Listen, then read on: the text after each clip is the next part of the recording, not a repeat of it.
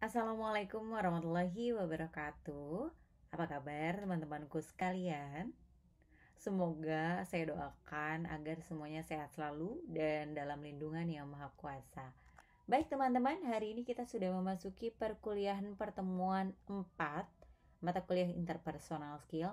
Dan hari ini kita akan membahas mengenai IQ dan juga EQ. Namun teman-teman, sebelum kita memasuki materi, saya akan membahas satu quotes, yaitu dari Aristoteles, yang mana siapapun bisa marah-marah nih teman-teman. Saya bisa marah, teman-teman bisa marah, kita semua bisa marah-marah. Marah-marah itu gampang, marah-marah itu mudah. Tapi marah pada orang yang tepat, dengan kadar yang sesuai, pada waktu yang tepat, demi tujuan yang benar, dan dengan cara yang baik untuk penyampaian amarahnya, itu bukanlah hal yang mudah. Setuju nggak? Sebenarnya sih bukan sulit ya, tapi memang bukan hal yang mudah untuk menempatkan tempatnya, kadarnya, situasinya, waktunya. Ini kira-kira kalau misalnya saya marah kepada teman-teman di kelas tanpa adanya alasan tertentu, dan di saat situasi yang memang lagi adem ayem gitu kan, kira-kira tepat gak sih? Enggak, timingnya kurang, dan kondisinya juga tidak ada yang membuat kesalahan. Jadi untuk apa kita marah-marah gitu kan ya. Dan di sini kepada orang yang tidak tepat, salah juga kalau misalnya ternyata yang bikin emosi si A tapi kita marah-marahnya ke si B, itu juga nggak boleh. Jadi kita benar-benar harus bisa nih menata diri untuk perlahan menempatkan posisi atau emosional kita ini kepada kadar yang sesuai, waktu yang tepat. Tujuannya apa sih pada saat kita marah-marah? Kalau misalnya kita nggak punya tujuan, atau mungkin untuk menyampaikan sesuatu, atau menginformasikan bahwa kita benar dengan cara marah-marah, kita harus berpikir apakah itu dengan cara yang tepat, apakah itu sudah cara terbaik untuk menyampaikan tujuan kita. Harus marah-marah kepada orang lain dan dengan cara yang baik. Kalau misalnya namanya orang marah-marah, kalau misalnya kita nggak bisa ngontrol emosi, pasti caranya tidak baik, pasti wajahnya jutek, judes, kesel, menggebu-gebu gitu kan ya. Jadi kalau kita ingin menyampaikan apapun yang memang kita butuh klarifikasi orang lain, atau kita butuh untuk membenarkan diri kita kepada orang lain, kalau bisa berikanlah cara yang terbaik untuk orang lain. Kak, ya memang susah sih Kak, susah banget. Itu gimana caranya? Ini semua harus latihan. Ini semua bukan jalan yang pintas. Hari ini teman-teman mencoba langsung bisa, atau besokan langsung bisa, enggak. Jadi semuanya butuh terbiasa. Setiap hari pada saat teman-teman ingin marah, coba ingat-ingat. Kenapa ya saya marah? Apa ya alasannya saya harus marah? Apakah dia orang yang pantas untuk saya marahi? Apakah tingkah laku dia itu tidak berkenan menurut saya? Kalaupun memang ada yang tidak berkenan, sampaikanlah dengan yang baik, sampaikanlah dengan cara terbaik. Dan pada saat melihat kita ingin menyampaikan informasi, kira-kira waktunya tepat gak ya? Kira-kira misalnya orang tua kita lagi lelah atau enggak ketika kita ingin menyampaikan suatu informasi atau meminta sesuatu kepada orang tua kita. Lihat situasinya, lihat kondisinya. Jangan papa baru pulang, mama baru pulang langsung, "Ma, ini bayaran sekolah nih gimana nih? Aduh, besok kan kakak mau sekolah." Gak bisa. Jadi memang harus tunggu waktu yang tepat. Mungkin pada saat mama papa yang sudah pulang, sudah bersih-bersih semuanya, sudah makan bersama, baru menyampaikan bahwa apa yang ingin teman-teman sampaikan. Seperti itu. Balik lagi, bukanlah hal yang mudah, tapi kalau misalnya teman-teman sudah terbiasa mencoba dan melatih dirinya setiap saat, itu akan terbiasa.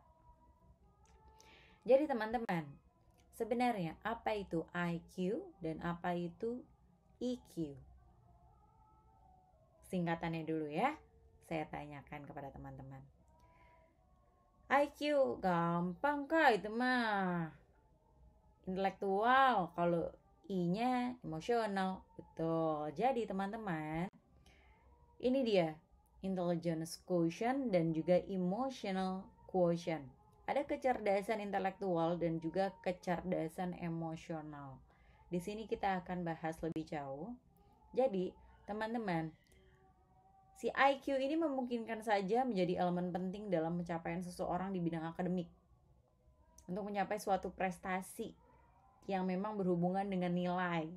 Tapi, hal yang sama tidak selalu terjadi di kehidupan sosialnya. Barangkali ada memang sebagian orang yang memiliki IQ tinggi, dia pinter, dia bisa matematika, bisa logika, bisa memecahkan seluruh rumus-rumus di sekolah gitu kan ya, dia amat sangat pintar, dia kutu buku, tapi ternyata di sini ada quote yang mengatakan bahwa hal yang sama tidak selalu terjadi di kehidupan sosialnya. Kita tidak tahu, atau kita bisa melihat mungkin orang ini dia kutu buku banget ya, tapi ternyata dia introvert. Dia tidak bisa bergaul dengan mudah kepada orang lain. Karena memang mungkin kan ada manusia itu ada kekurangan dan ada kelebihan.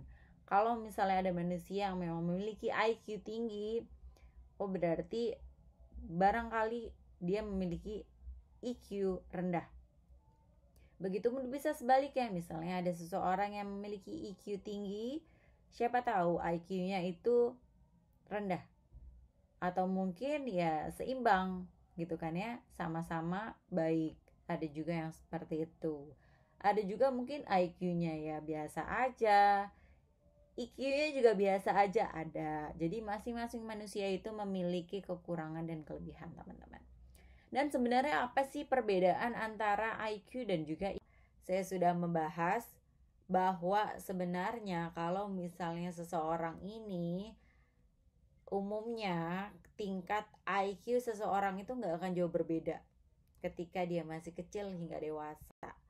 Karena IQ itu cenderung mencapai puncaknya saat seseorang itu sudah berusia 17 tahun, teman-teman. Dan akan terus konstan sepanjang usia ke depan.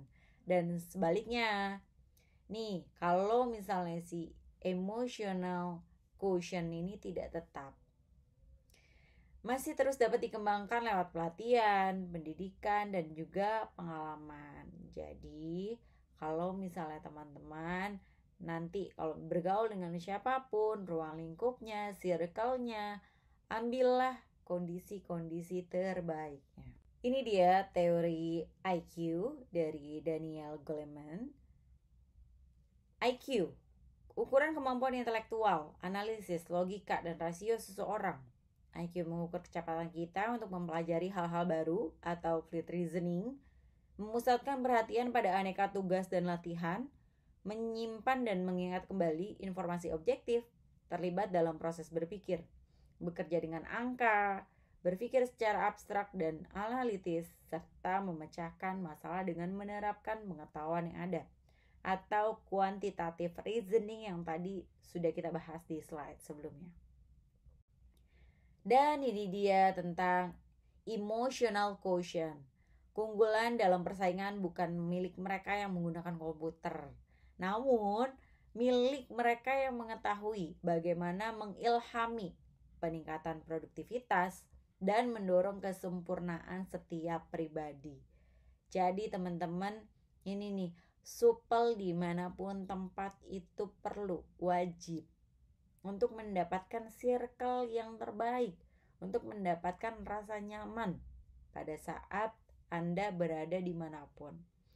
Kita sedang memasuki era atau suatu abad baru nih teman-teman, yang penuh dengan perkembangan dan pertumbuhan pribadi yang tidak pernah dikenal oleh siapapun.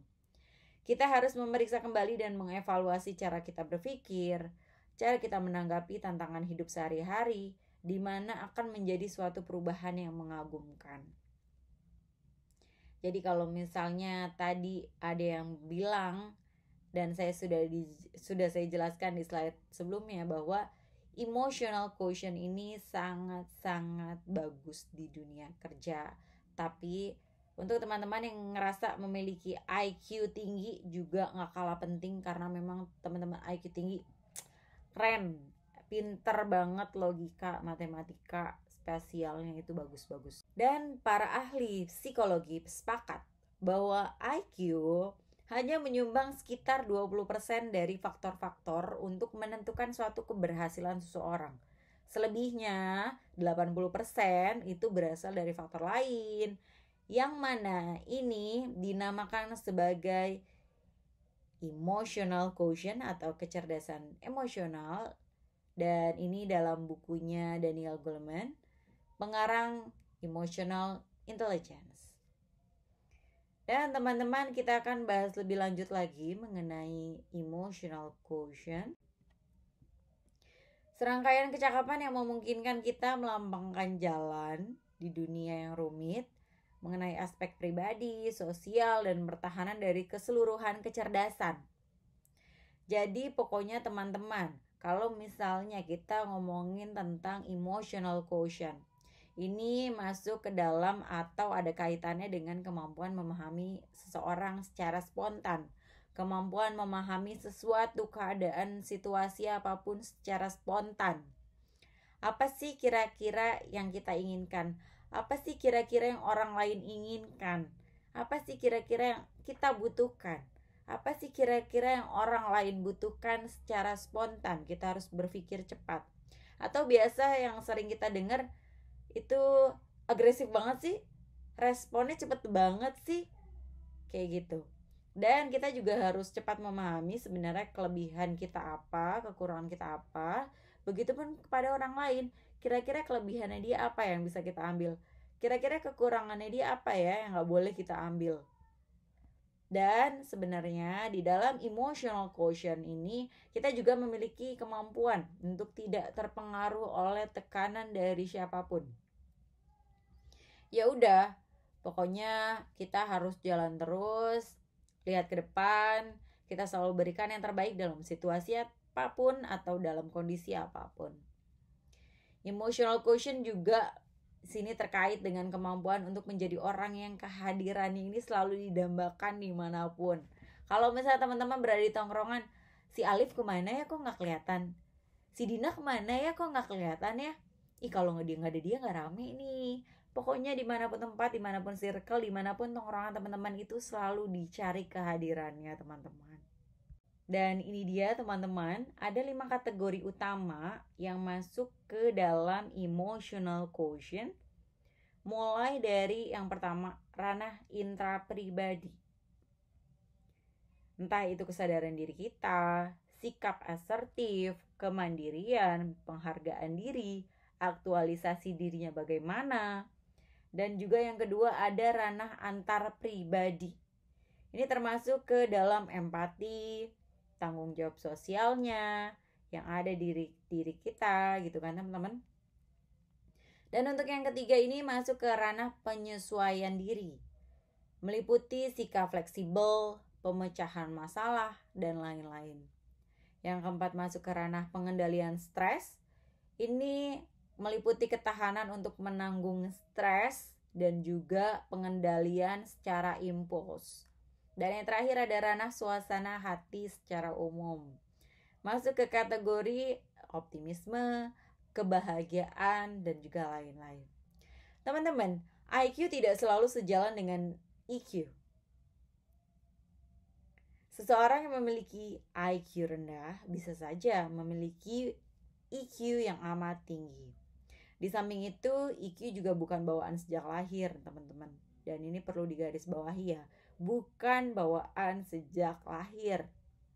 EQ itu dapat diasah, diperkuat, dan diajarkan kapan saja melalui pendidikan karakter, memahami perasaan orang lain, dan lain sebagainya. Saya akan memberikan contoh, teman-teman. Di sini contohnya adalah dilansir dari verywellmind.com. Ada sebuah perusahaan asuransi yang menemukan fakta bahwa EQ berperan penting dalam kesuksesan penjualan. Ini contohnya. Agen penjualan dengan level EQ lebih rendah pada kemampuan emosional seperti empati, inisiatif, dan kepercayaan diri hanya mampu menjual rata-rata $54.000. Sedangkan agen dengan level EQ lebih tinggi lebih banyak menjual itu rata-rata $114.000. Kenapa itu bisa terjadi? Jadi teman-teman, kalau misalnya ditanya ada pertanyaan seperti ini, kira-kira kalau menurut teman-teman, menurut contoh yang ada di layar, sebenarnya mana yang lebih penting? IQ atau EQ? Berpikir sejenak, baca lagi. Oh iya, EQ. Kenapa dia bisa kalau EQ rendah, jualannya lebih dikit? Oh, ternyata rasa percaya dirinya dia kurang. Kalau misalnya IQ-nya lebih rendah, empati ke orang juga kurang. Inisiatif untuk memecahkan suatu masalah juga kurang. Makanya kenapa menjualnya itu rata-rata akan terlihat lebih rendah dibandingkan untuk agen-agen atau teman-teman yang memiliki IQ lebih tinggi. Kalau misalnya dengan si agen tadi memiliki IQ lebih tinggi, maka dia akan lebih percaya diri dibandingkan teman-teman yang memiliki IQ lebih rendah. Dia juga akan punya inisiatif bagaimana cara menjual yang baik, bagaimana cara saya mendapatkan customer yang lebih banyak, bagaimana cara saya untuk menetapkan strategi bisnis yang baik supaya penjualan saya bisa meningkat. Dan juga di sini empati. Jadi kita bisa menjelaskan kepada orang lain. Menjelaskan dalam arti bukan hanya sekedar menyampaikan informasi yang kita jual. Tapi teman-teman di sini harus benar-benar mengetahui posisi mereka sebagai pembeli. Khususnya untuk teman-teman yang memiliki IQ tinggi.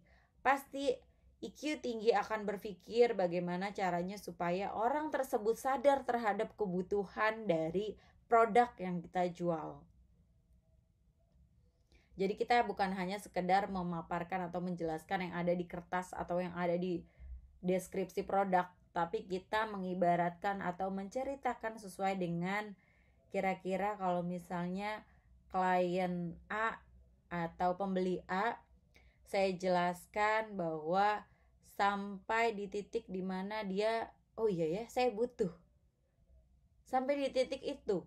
Jadi jangan hanya sekedar ingin menyampaikan, ini loh Pak saya jualan handphone. Handphonenya di sini tipenya adalah ini. Dan di sini handphonenya Pak ada kamera.